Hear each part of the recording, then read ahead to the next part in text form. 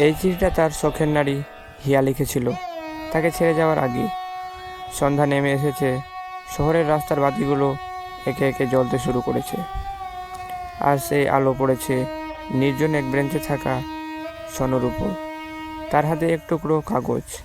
এটা শুধু একটা কাগজ নয়, তার ভালোবাসার দেওয়া শেষ স্মৃতি, যা বহুকাল ধরে সে যত্নে করে রেখেছে।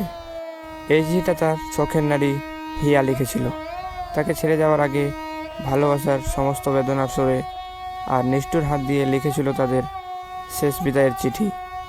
হিয়া ছিল তার জীবনের প্রথম এবং শেষ ভালোবাসা, কিন্তু পৃথিবীর নিয়ম বড় নিষ্ঠুর।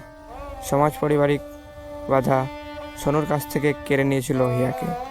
হিয়া ছিল এক অভিজাতিক পরিবারের একমাত্র মেয়ে, আর সনু ছিল এক মধ্যবিত্ত পরিবারের ছেলে। তাদের ভালোবাসা ছিল স্বপ্নের মতো সুন্দর, কিন্তু বাস্তবতা সেই স্বপ্নকে ভেঙে চুরমার করে দিয়েছিল।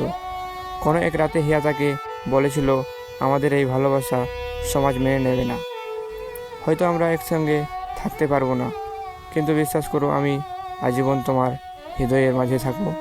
কিছুদিন পর সনু শুধু শুনেছিল হিয়ার বিয়ের সংবাদ, আর সেই বুক ভরা যন্ত্রণা নিয়ে তিনি সেদিন শহর ছেড়ে দিয়েছিল, কারণ সে জানতো এই শহরে তাকে শুধু হিয়ার অভাবটাই মনে করাবে। কিন্তু কপাল বছরের পর বছর ঘুরতে ঘুরতে আজ সে আবার ফিরে এসেছে সেই শহরেই, ফিরে এসেছে সেই পুরনো জায়গাতে, যেখানে তাদের অপূর্ণ ভালোবাসা হাজারো স্মৃতি লুকিয়ে আছে। হঠাৎ বাতাস বইতে শুরু করলো, চিঠিটা কাঁপতে থাকে। সনু খানিকটা চোখ বুজে আসে। সে অনুভব করে যেন হিয়া তার পাশে বসে আছে, তার হাতে ছুঁয়ে বলছে, সনু, তুমি আমাকে ভুলে যাওনি তো?